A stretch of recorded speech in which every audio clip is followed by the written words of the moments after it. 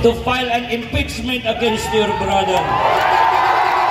Why? Marcos resign! Marcos resign!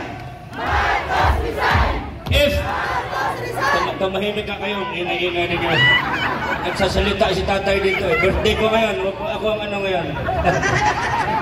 Alam mo, kung ikaw ay nag-worry dyan sa 12 na kasama mo, tandaan mo dahil, pag last hour, hindi yan buboto sa iyo, kompetisyon mo yan.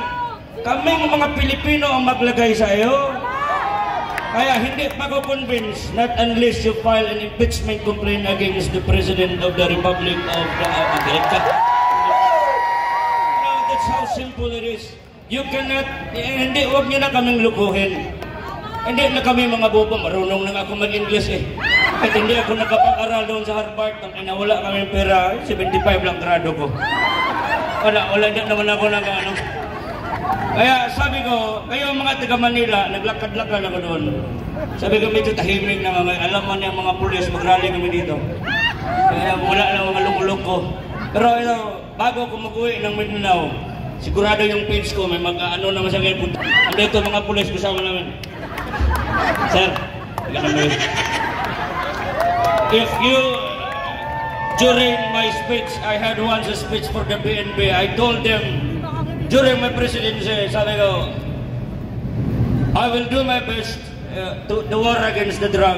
Sabi ko, wala akong magawa, kundi I will have to reinforce and make my policemen empowered. Dublihin ko ang sahod ng mga pulis. Doble ba yan? Dumoble ba? Ito na, butang inang, ito na ngayon ang problema ko. Nung nag-umpisa na kami sa war on drug, joker ako eh. Pag nagsabi akong patayan, hindi man ako nagpatay, nakita yung ako nagpatay. You know, some people, they do interpret my words under very demeaning, very low kind of thinking. You do not know me by Adam, fuck you. If you cannot cope up with my thinking, ikaw yan eh, hindi ka matalino eh. Pero ito na, sabi ko naman, ang ICC, pinagbintangan ako, nagpatay ako ng mga ano, mag-inihulog ako sa helicopter, wala makakita noon, walang witness. You know, I'm telling you this, in law, in accordance with the law, it's not about what you know, it's about what you can prove in the court. But now they have nothing to prove in the court. The people are here speaking for the truth. Sa mga korte, ito pa pinaka-worst. Ito ng korte dapat. Court na yan eh. Saan na ngayon ang mukha ng korte? Saan na ngayon ang kredibilidad ng korte? Na sila pa ang bumaliktad? Pwede ba yun? Eh nako. Kung hindi pwede yun, dapat hindi na aabutan si Marcos ng election next year eh. Pa-impeach na natin yan. Okay, tanungin ko kayo, isa. Isang case lang ipapile natin, Republic of the Philippines versus one person. Ano ang i-file natin na kaso? Wag ako, baka titirahin ako. Sabihin niyo! Ano? Hindi.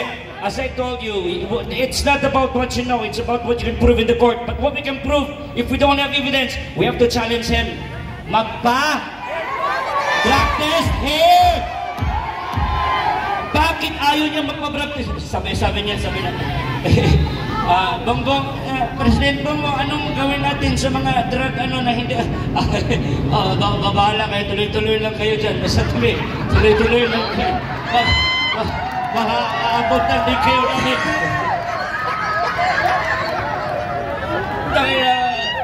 You know, President Marcos, what can you say about the interview nila? Ang tawag interview nila? Sabi nila, the narrative of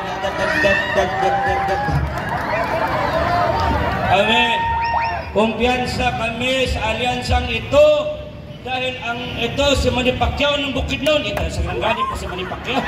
Hindi.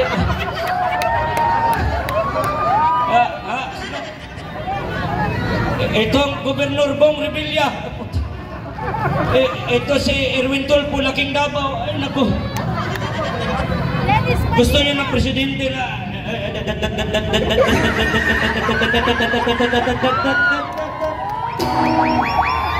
At baka ko na lang kaya kayo muna. Okay, okay lang. Inom muna ng tubig. Tubig muna. Tubig muna. Marami ba tayong speakers ha? After nito, speakers na naman. Tapos ako na naman. Tapos kinabukasan, ako na lang walang boses. Kayo, okay pa? Malayo pang lilipad. Lumipad pa ako ha. Wala akong sponsorship. Hindi ako bayad. Pero may ticket na ako. Amin na din. Kaya thank you, Tijay, for inviting me here. Thank you very much. Alright, here's another one. Nayabak ang gitara ko. Marang si Bongbong Marcos po.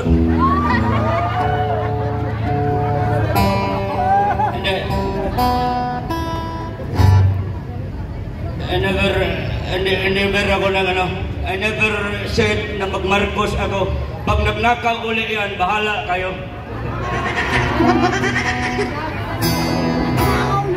Ito, original composition ko para kay tatay.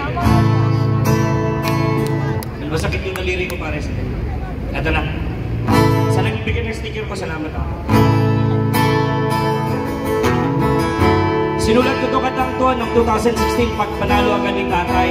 At hindi ko inasahan na kakantahin ko dito sa harap ng mga tao na ganito pong kalagayan ni tatay. Isang pasasalamat para sa kanya. Pa-effects muna mga pare.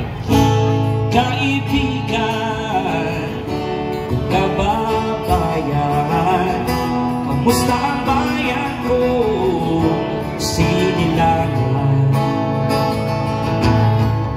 Siya'y bumangon, palights ng mga cellphones ng dahan-dahan. Mula pagkalumok dahil sa mga kagaguhan. Ang dami noong minamaltrato ng mga adik na nasa kanto. Ngayon nasaan ang mga abusado? Nandun sa kulungan ng iba'y sa misteryo. Salamat sa'yo! Salamat sa'yo, Tatay Digong. Inayos mo ang bayan, pinalawak mo ang alindaan patungo sa kinabukasan. Salamat sa'yo! Salamat sa'yo, Tatay Digong. Kabataan ulit na buhayan, ngayon ang namin nararamdaman, pinuot na kabakuhan.